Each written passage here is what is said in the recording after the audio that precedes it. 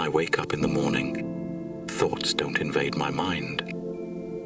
Do I find the necessary motivation to tackle the tasks that await me? No, I don't even consider it for a moment. When the alarm clock goes off, reflection on the ease or difficulty of the day, my desires, or the will to carry out the designated activities has no place. Action is carried out without emotion, with discipline. Upon hearing the alarm clock sound, the response is clear.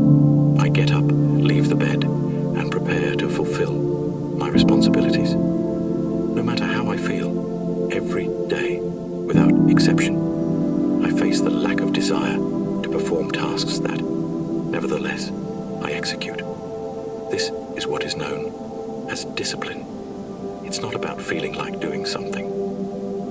There's no enthusiasm when waking up on a Wednesday morning, but discipline drives me to act. Motivation is not a relevant factor for me. I am a disciplined person. If I allocate a certain time to work, I do it, regardless of my emotional disposition. There are moments when the task seems daunting, and yet discipline leads me to work, even when motivation is scarce. Every day I wake up without any desire to undertake any task. But here's the key. Discipline compels me to get up and carry out my responsibilities, even in the absence of specific goals or important events. Although life may seem monotonous or challenging, discipline persists. Discipline involves working when you don't feel like it, learning to rise and act when there are no goals or extraordinary events. You'll face days when your life seems unpleasant, as if you're trapped in a dungeon. But despite the circumstances, you commit to working. Feelings are irrelevant in this process. There may be times when you want to engage in certain activities and others when you don't. However, discipline propels you to go out and do what you must do, regardless of your momentary preferences. Learning to act without motivation is crucial, as the latter is a transient feeling, whereas discipline is enduring and essential. Commitments aren't tied to your emotions. They're fulfilled because it's what you must do. This becomes a way of life, a choice to act regardless of how you feel at the moment. Instead of postponing daily tasks, you get up and do them, whether it's running, making the bed, or studying. The process may be unpleasant and not fun, but this is how you strengthen your mind. The key is to face challenging things daily, even if they're not enjoyable. Learning to act without a specific purpose and carrying out various tasks is essential for personal growth. People often think they need motivation to take actions like exercising, studying, or improving. When motivation is lacking, many choose not to act. Here lies their mistake. The mind must be trained beyond motivation, as it's fleeting, while discipline endures. Today's life allows for success with ease, as most avoid the extra effort and discomfort. However, true greatness lies in discipline. Whatever your ability, if you lack discipline, you lack identity. Discipline is the strength that prevents you from giving up in the face of obstacles. It's acting even when you loathe the task, doing it as if you loved it. Being willing to overcome discomfort is fundamental, as nothing valuable comes comfortably during the creation process. Abandon hope and desire, and adopt the mindset of, I will do it no matter what. So a lot of people will say that you need to do what makes you happy.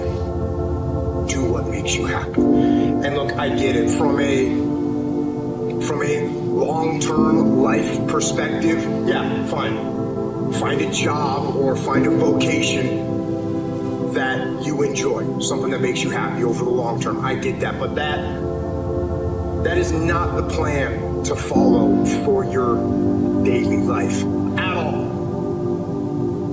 Because if you do what makes you happy right now, well, a piece of cake will make you happy right now. Or laying in bed for an extra 48 minutes will make you happy right now. So there's lots of things that'll make you happy right now, but in the long run, they don't do anything for you. They make you soft. They make you weak. And in the long run, they will not make you happy in life. So, sure, find a job that's going to make you happy in the long term. But for today, don't do what makes you happy. Do what challenges you. Do what pushes you. Do what makes you better. One of the things you're going to have to understand is that no matter what road you take in life, there are always going to be things you have to do that you just don't want to fucking do. Right? And mind you, it's always a choice. But in order to live the way that you see fit for yourself, there are always going to be things that you have to do that you don't want to fucking do. It's 50% love, 50% archer, 50% work. It's always going to be that way. I don't care how much you invest in your particular line of love, your line of work. But you don't become personally identified with the down part. You remember the good part, or you really invest your heart and soul into the good part. Anybody can do the shit they want to do when they feel like doing. Okay? Anybody can go to the gym when they feel like going to the gym. Anybody could show up to work and give 100% when they feel good about what they're working on. But that's not what makes successful people successful. What makes successful people successful is what they do when they don't feel like it. Okay? It's what you do when you don't feel like going to the gym and you're dragging ass. What do you do when you wake up the next day? What do you do when somebody's not there watching? What do you do when you have to either do what it is you know you're supposed to do without somebody there to supervise you, or you get to take the play off because no one's going to know the difference? Those are the things that make up success, and that's not motivation. That's discipline.